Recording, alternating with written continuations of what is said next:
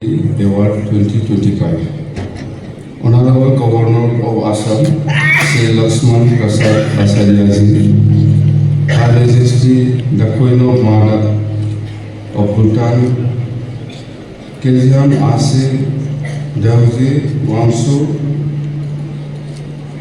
and Sri U.G. Brahmo, Honorable Minister, are here to remember and celebrate the great legacy of Bodappa Pintona Brahmo, the father of Bodos.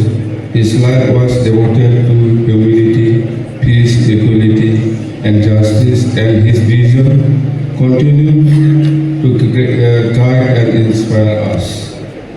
The Pintona Brahmo Soldier of Humility Award is more than an award.